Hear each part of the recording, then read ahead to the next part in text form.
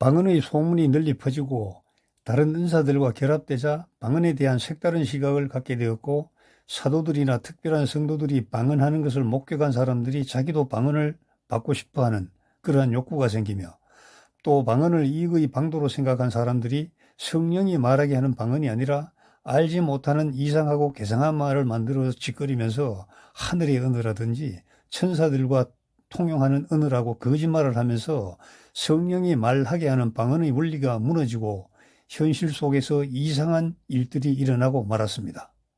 이러한 문제는 바울이 고린도 교회에 보낸 서신에서 분명하게 확인할 수가 있습니다. 사람들이 파당을 만들어서 나는 게바파다, 나는 아폴로파다, 나는 사울파다 얘기하고, 아니야 나는 그리스도파라고 하는 파벌이 형성되어 서로 비난하고 대립하게 됩니다. 인간의 세상에서는 언제나 일어나는 일인데 사단 마귀가 역사에서 일어나는 현상입니다. 그리고 영적 은사들에 대해 과민하여 실족하는 현상들이 발생합니다.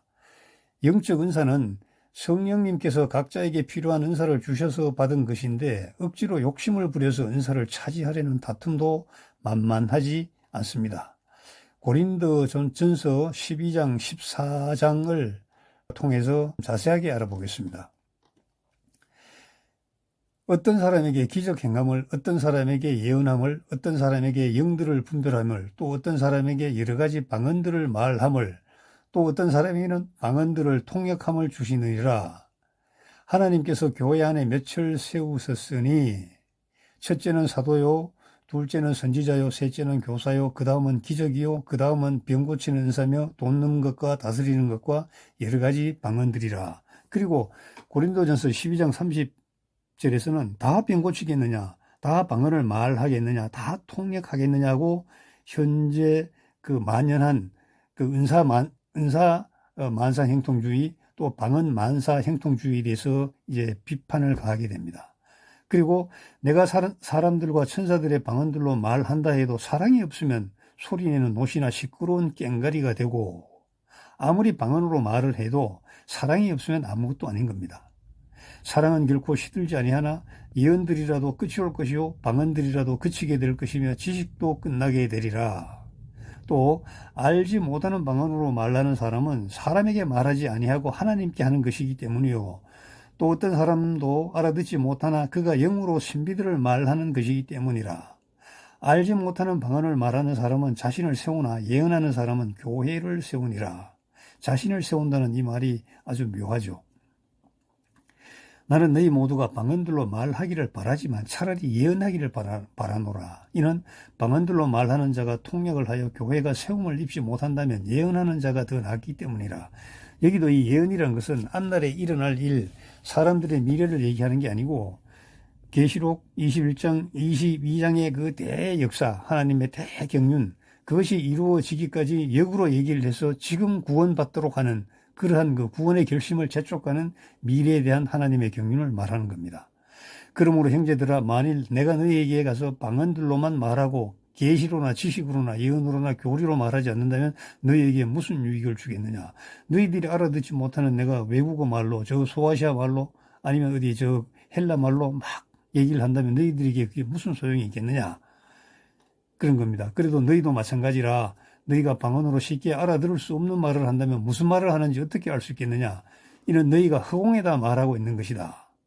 그러므로 방언할 때는 반드시 통역하는 사람이 있도록 해라. 이렇게 권면을 합니다.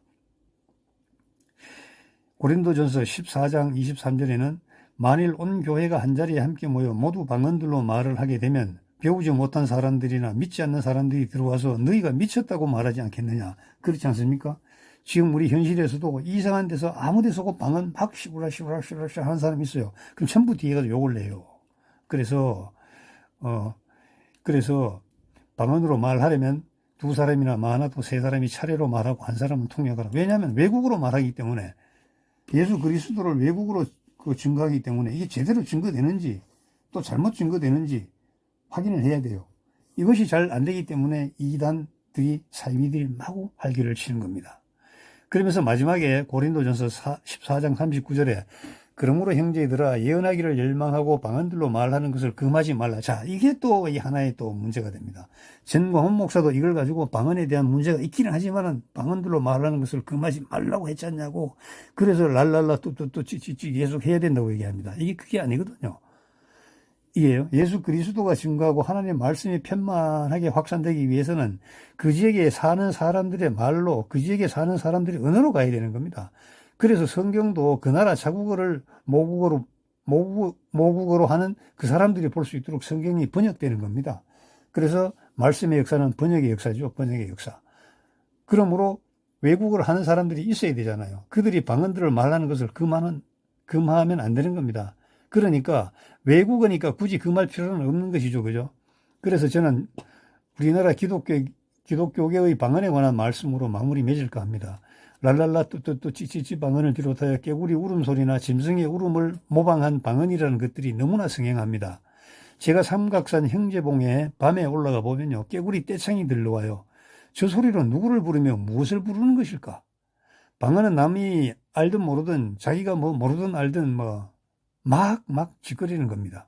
그러나 이렇게 떠들다 보면 어떤 그 신체적으로 이상한 현상이 발생합니다. 그게 뭐냐면 공명 효과거든요. 소리 지기도 하면서 울기도 하면서 어떤 환영을 상상하면서 마구 떠들다 보면 뇌파가 발생하고 이 뇌가 진동하고 공명이 생기고요. 그리고 뇌파가 우주를 통하여 보좌에 닿는다는 거짓말쟁이들의 말이 생각나가지고 새벽이 되도록 정도를 넘어선 그 어떤 발성을 계속하는 겁니다. 보름달이 뜨면 동네 개들이 달을 보고 초저녁에 짖어요. 그런데 자정이 되면은 짖기는 하는데 소리가 들리지 않아요. 초음파를 발상한다고 합니다. 개가 보름달 보고 밤 이슬토록 초음파를 발상을 한들 뭐가 달라집니까? 날이 더우면 펄펄 끓는 가마솥으로 들어가는 신세 이후에 뭐가 있을까요? 특히 은사주의자들에 의해 성령과 방언이 강조되어서 완전히 기형으로 변했습니다. 저는 정광훈 목사의 일명 불집회라는 것을 여러 번 참관하러 가보았습니다. 지방은 가지 않았고 서울 수도권 집회는 거의 다 가보았습니다. 그분께서 구치소에 갇혀 있을 때 면회온 손원배 목사에게 내가 출소하면 말이야 전국을 불바다로 만들겠다고 그러면서 아주자 성령의 불이 대한민국을 강타할 것이고 평양 대부흥회의 성령의 불이 다시 한번 여기서 강타할 것이라고. 그런데 그 당시 저도 지식이 일천하들 때라 아주사 성령과 평양의 성령은 하나님께서 내리신 불이라고 믿었습니다. 평양의 깡패 김익두가 목사가 된 과정을 리얼하게 설명하면 인간 말종도 하나님의 종으로 변신할 수 있다는 긍정을 가지기도 하고 나와 같은 죄인도 성령의 힘으로 다시 태어날 수 있다는 희망을 가지기도 합니다. 그런데요, 모든 것은 열매를 보면은 나무를 아는 것이죠. 독수독과 선수성과. 열매가 선하면 나무가 선한 겁니다. 평양 대부흥의 결과 어떻게 됐죠? 공산주의자들에게 넘어가서 지금 100년 동안 신음하고 있습니다. 아주사 거리에 그 불은 어디로 갔습니까? 여기저기로 번져서 사이비 이단들이 주로 애용하는 단골 메뉴로 전락하고 말았습니다.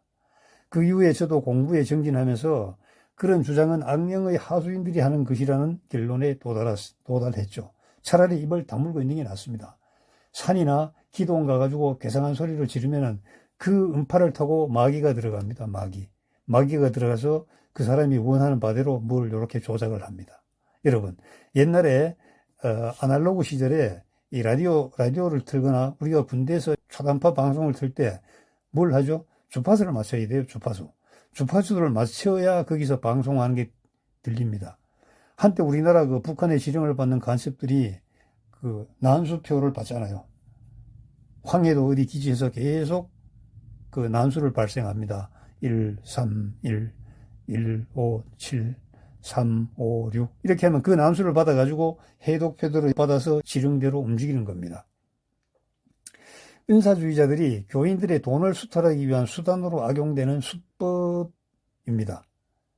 그래서 이단의 교주치고 재산이 많지 않은 사람은 하나도 없습니다. 지금 신천지 이만희 교주가 출근할 때 보면 대통령 경호 차량보다 더 많은 경호 차량이 앞뒤에 붙습니다. 예수님의 12제자나 그 뒤를 이은 사명자들이 삐까번쩍 잘 살았다는 기록은 거의 없는데 왜 사이비 이단의 교주들만 호의호식하고 누릴 거 다 누리고 자식들에게도 거대한 성과 같은 교회를 상속시켜주는 편법을 주저하지 않는 이유가 뭡니까? 이들에게는 예수 그리스도 없습니다. 이들은 믿지 않습니다. 이들은 하나님 믿지 않습니다. 다만 자기 치부를 위해 잠시 성경을 악용하고 말씀을 악용하고 예수를 팔고 하나님을 팔 뿐입니다.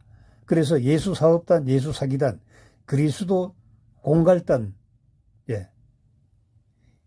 이렇게 악용하는 저들에게 하나님의 진노가 반드시 임할 것입니다. 지금 따르는 무리도 많지만 손가락질하는 사람도 적지 않죠. 이것이 이미 하나님의 진노가 임하고 있다는 증거입니다. 여러분, 방언은 외국어로 예수 그리스도를 증거하는 겁니다. 여러분이 아마존에 선교 나가면 아마존 사람들이 사용하는 말로 예수 그리스도가 증거돼야 되는 겁니다. 그래서 외국 선교사는 가기 전에 반드시 언어를 통달해서 가야 되는 겁니다. 히브리어가 지역의 소수민족 언어일 때 변방나라에 거주하는 유대인 조상을 둔 유대인들에게 우선 그리스도를 증거하기 위해 그들 나라의 고유 언어로 말하게 한 것뿐입니다.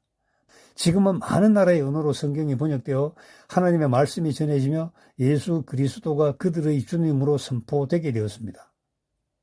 제가 그때 성령 불집회에 가보면 공통점이 하나 있었습니다. 참석하는 사람들이 매번 장소를 바꿔가면서 참석하더라는 겁니다. 세 사람 세물이 안 들어와요. 그 사람이 꼭 와서 행사만 하는 겁니다. 오산리 기도원에 온 사람들이 수원 집회 오고 또 상주 집회 가는 것이죠.